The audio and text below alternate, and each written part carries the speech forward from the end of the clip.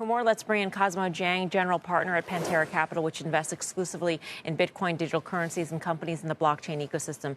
Cosmo, great to have you with us. You're very familiar with the Tether team. I'm wondering, in terms of this valuation, which seems eye-popping, to say the least, how much of it is a bet on Tether itself, the stablecoin, and how much is tied up with the connection to Washington and the perception that they could get favorable treatment because some of their closest advisors include Cantor and Brandon Letnick, and also the CEO is Bo Hines, which used to be the head of digital assets, basically, at the White House? We're pretty fortunate to be close with the Tether team, and we have very frequent dialogue with them and their closest advisors, including people, like you said, like Cantor, Brandon Letnick, and Bo Hines. And so it's not surprising to us that there is a lot of interest in Tether. Tether is the largest stablecoin issuer. It has around $170 billion of stablecoin issuance, 60% market share, so clearly very dominant. It's also one of the most profitable businesses in all of digital assets. On that $170 billion of issuance, they probably are generating close to $7 billion of revenue. And so in that context, it's no surprise to us that there are a lot of people who are interested in getting exposure to that, both to Tether specifically, but also to stablecoins as an industry.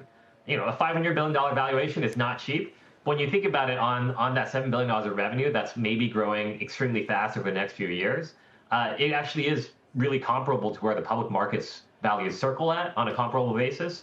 And so it's not too crazy to me that they are going to get out there and be successful doing that race. Is there a premium, though, associated with the Washington angle? I definitely think it helps, right? The fact that Tether is so closely tied to many of the close people around the White House suggests that they do have a better sense of how stablecoin regulation is going to play out over time. And importantly, have the right people and relations in place to really act on it quickly when they have the opportunity. And so we saw them bring on Bo Hines recently, which we think was a great hire, someone who clearly a standout policy leader. He will be pretty effective in how he helps Tether grow their U.S. business, which historically they haven't been doing. And if we think about it, the U.S. is really the largest capital markets and the most profitable market in the world. And so the fact that Tether has the position it does without having tapped into all its relationships and really attacked the U.S. market in a major way suggests that there is a lot of growth potential ahead. Cosmo, just to step back in terms of the business itself and whether, in fact, it can either maintain or build on this market share, it's essentially collecting interest on the collateral that underlies the stablecoins, right? So if the Fed cuts rates, that goes down. And to what degree is that actually worth paying a huge multiple for, that type of a business? I mean, what's the innovation here, aside from first mover advantage, when they've already gotten 60% market share? There's absolutely a lot of value in being a first mover and having that network effect that allows you to stay in that position.